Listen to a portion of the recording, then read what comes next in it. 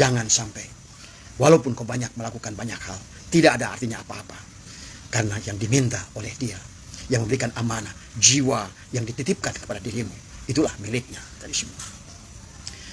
Dan kemudian Jalaluddin mengumpamakan tentang banyak manusia, kalau seandainya jiwanya itu digunakan untuk mencari yang murah.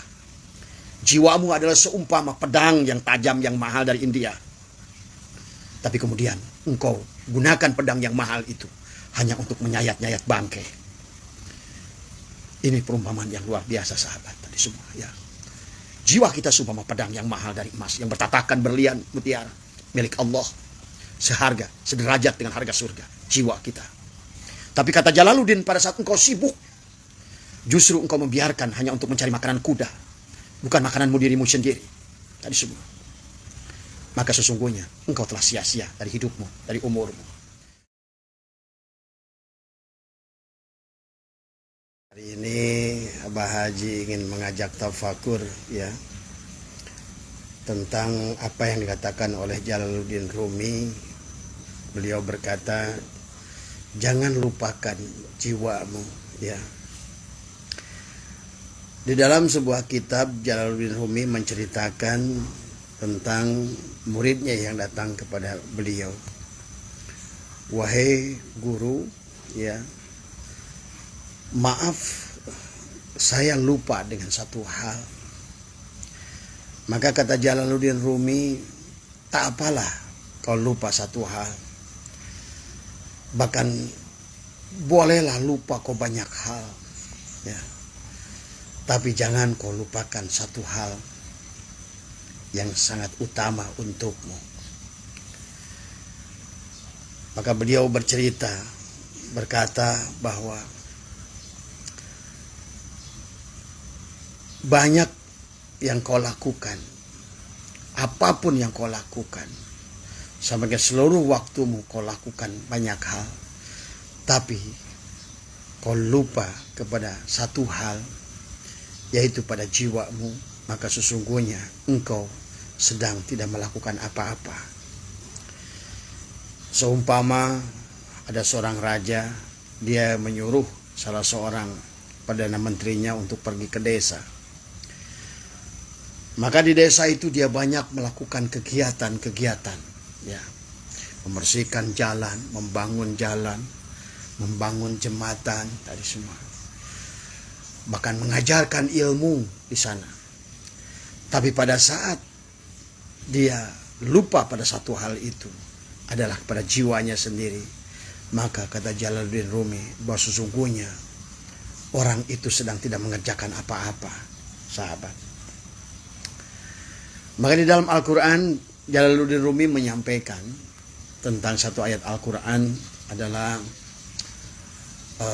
Allah telah menawarkan amanah kepada langit dan bumi, dan langit dan bumi itu menolak,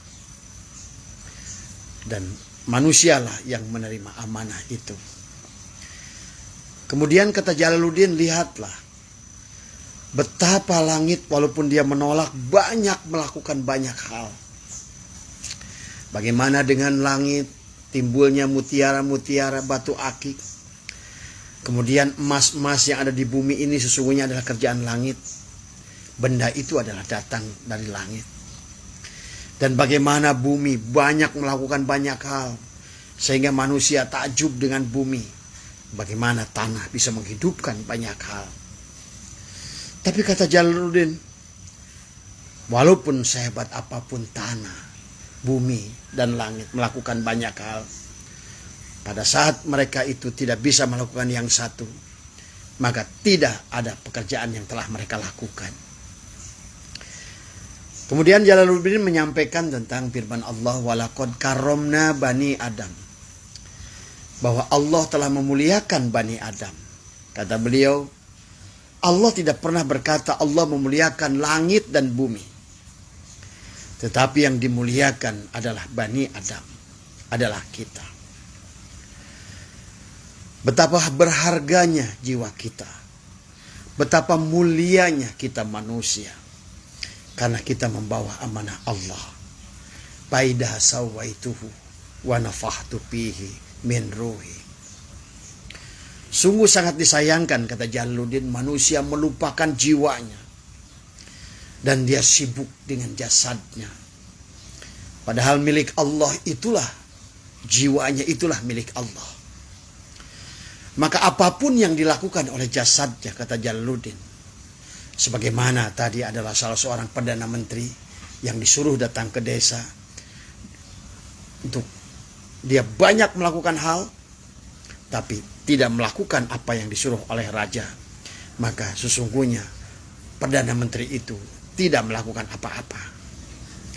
Demikian pula, sahabat, kata Jalaluddin Rumi, kalau seandainya di alam dunia ini kita, walaupun kita banyak melakukan banyak hal, tapi kalau tidak melupakan satu hal tadi, jiwamu sendiri, tidak mengenal siapa dirimu sendiri, maka sesungguhnya engkau telah tidak melakukan apa-apa tadi semua.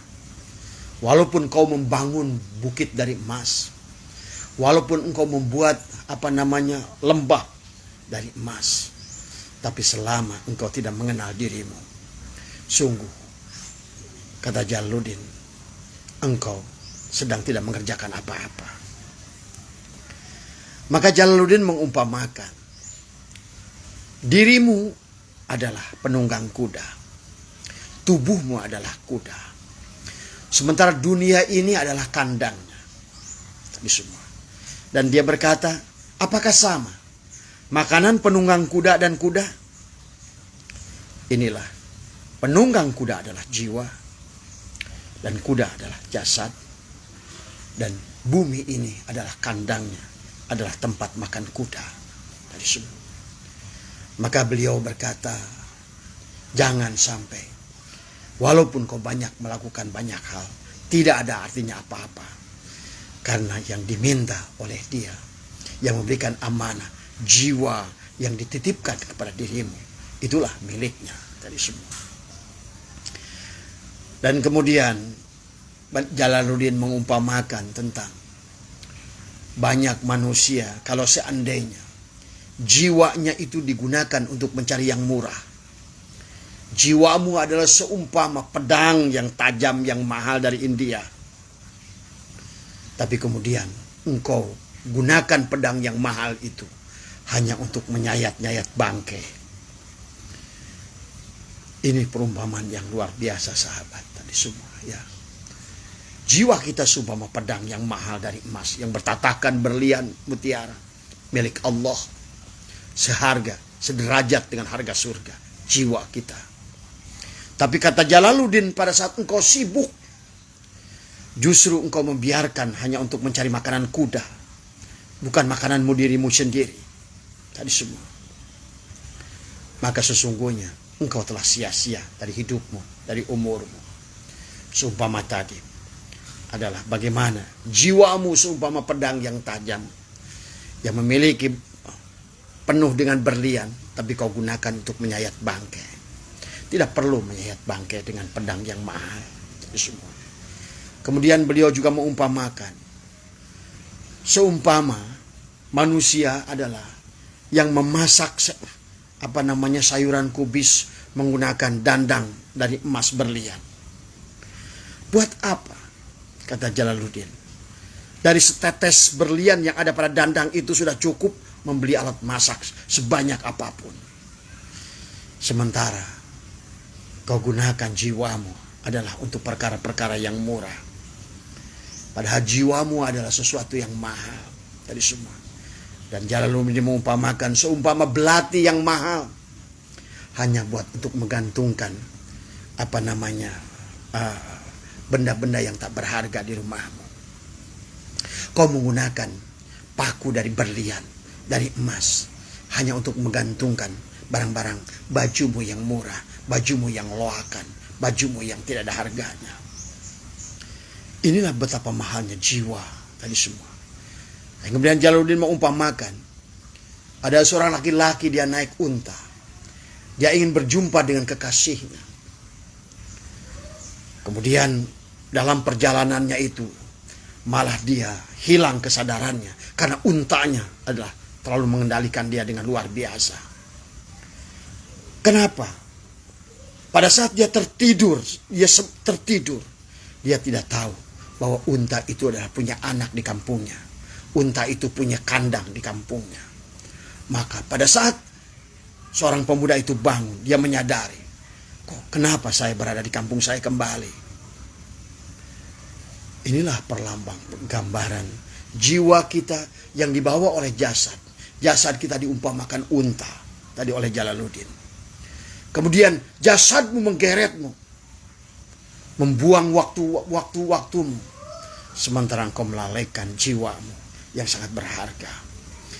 Sehingga pemuda itu berkata, karena engkau telah membawaku kepada kampungku kembali, maka lebih baik aku keluar dan berjalan kaki untuk menyelamatkan diriku, untuk sampai pada kekasihku. Itu Jalaluddin mengumpamakan tentang perjalanan seorang salik menuju Allah. Sementara jasadnya kita manusia itu seumpama adalah unta. Pada saat kita berjalan menuju Allah, jasad kita menggeret kita menuju dunia. Maka kata Jalaluddin, maka dia akan kembali lagi kepada kampung di mana dunia itu diciptakan.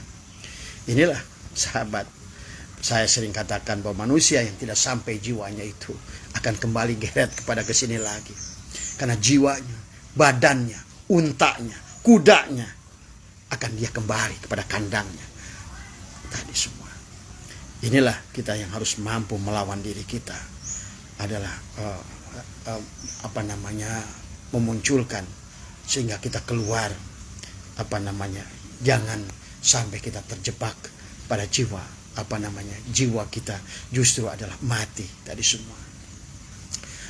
Maka dikisahkan oleh Jalaluddin Rumi adalah tentang seorang ayah yang menyekolahkan anaknya. Dia belajar ilmu fikih, belajar ilmu tauhid, belajar ilmu, berbagai ilmu dia kuasai. Dan bahkan ilmu geometri, ilmu antariksa itu saya bilang tadi semua. Tapi selama ilmu itu tidak mengantarkan jiwamu, maka tidak ada artinya apa-apa. Maka diujilah oleh si ayah anak itu. Setelah dia belajar lama tentang ilmu itu, dia menggenggam di tangannya itu adalah sebuah cincin tadi semua. Ya. Menggenggam sebuah cincin adalah berwarna kuning, cincin emas. Kemudian ditanya kepada anak itu. Anak itu berkata, aku tahu ayah, benda itu adalah berbentuk lingkaran. Warnanya adalah keemasan tadi semua. Dia menyebutkan dengan ciri-cirinya yang begitu detail. Dia bisa mengatakan, cirinya begini, cirinya begitu. Tapi begitu dikatakan, kalau begitu sebutkan, apa yang aku genggam. Kemudian anak itu berkata, itu adalah saringan ayah. Inilah Jalaluddin mengumpamakan. Banyak ulama, banyak ustadz mengerti tentang sifat-sifat Allah. Tahu tentang sifat Allah. Seperti anak tadi, tahu sifat cincin. Dia bulat, berwarna emasan, tadi semua. Dia begitu ditanya, apa benda yang aku genggam? Kemudian dia mengatakan, ini adalah saringan. Padahal sebetulnya, bagaimana mungkin saringan bisa digenggam? Ini banyak orang sekarang belajar agama, bercerita tentang Allah. Kemudian berdakwah menyampaikan ilmu Allah. Tapi sebenarnya yang disampaikan bukan ilmu Allah. Yang sedang dimasyhurkan dirinya.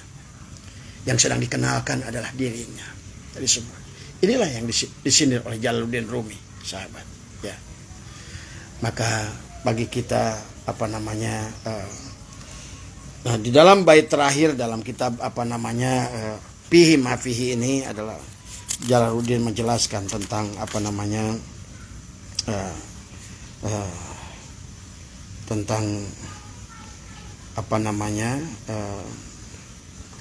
dijelaskan di sini oleh beliau adalah bahwa tentang diri kita tadi semua, bahwa tubuhmu adalah kudamu tadi semua, dan engkau adalah penunggang kuda, dan makanan kuda adalah berbeda dengan makananmu tadi semua. Dan karena kuda selalu berpikir tentang kandang tadi semua, maka dia tidak akan pernah meninggalkan kandangnya. Artinya selama kau tidak mengenal jiwamu, maka ruhmu, jiwamu demi Allah tidak akan mampu dia kembali pada Allah. Karena dia digeret tadi, sebagaimana unta tadi menggeret seorang pemuda, sehingga pada saat si seorang pemuda tadi kehilangan kesadaran, malah dia balik pada kampung asalnya. Nah inilah sahabat, bahwa hati-hati ya, manusia hanya berputar saja tadi, balik lagi ke sini, balik lagi ke sini, selama kita jadi manusia jasad. Minha khalaqnakum wa fiha nu'idukum wa minha nukhrijukum taratan ukhra. Jadi jelas apa yang disampaikan oleh Jalaluddin kepada kita, nasihat yang sangat luar biasa. Jangan engkau tergoda dengan kuda, karena engkau bukan kuda, tapi engkau adalah penumpang kuda tadi semua. Maka penumpang kuda, jadilah penumpang kuda yang cerdas tadi semua ya. Engkau bukan unta, tapi engkau adalah penunggang unta. Tapi jangan sampai untamu justru menguasai dirimu, sehingga engkau lupa kepada tujuan tadi. Silakan lupa banyak hal, kata Jalaluddin Rumi, asal jangan satu kau lupa, adalah kembali mengembalikan jiwamu. Jadi itu yang disampaikan oleh Jalaluddin pada kita tadi semuanya. Silakan kau banyak melakukan pekerjaan apapun, tapi jangan lupa engkau mengembalikan jiwamu tadi semua. Jadi intinya Allah yang memiliki kita, si pemilik jiwa tadi, menghendaki kita adalah kembali kepadanya. Sementara kita, jiwa kita ini dikuasai oleh jasad kita, seumpama kuda dan unta tadi. Dan kuda dan unta selalu kembali ke sini, karena di sini punya anak, dan di sini dia punya kandang, dan makanannya adalah dia nyaman adalah tinggal di sini. Mudah-mudahan dari sedikit dari apa yang saya ambil dari kitab Fihi ma Fihi, adalah kitab Jalaluddin Rumi, adalah sedikit memberikan nasihat kepada diri kita bahwa jangan sampai kita banyak melakukan hal, tapi kita melupakan jiwa kita. Karena tanpa mengenal jiwa kita, itulah tadi, man arafa nafsahu faqad arafa rabbahu. Barang siapa mengenal dirinya, dia akan mengenal Tuhannya. Kenapa? Barang siapa mengenal jiwanya, disitulah waman jahila nafsahu faqad jahila rabbahu. Barang siapa dia bodoh pada nafsunya, jiwanya, maka dia adalah bodoh pada Tuhannya. Itulah seumpama tadi penunggang kuda, seumpama penunggang kuda yang lupa, malah sibuk mencari makan untuk kuda. Dia lupa memberi makan untuk jiwanya sendiri. Dia lupa bahwa dia ini adalah harus kembali kepada pemilik jiwa. Mudah-mudahan ada manfaatnya, adalah nasihat buat diri. Sekali lagi mohon maaf, tidak untuk menasihati siapapun, adalah untuk kita diri sendiri saja semua. Semoga semuanya diberikan kesehatan, keberkahan, kemudahan, kebaikan ya. Wabillahi taufiq wal hidayah. Assalamualaikum warahmatullahi wabarakatuh.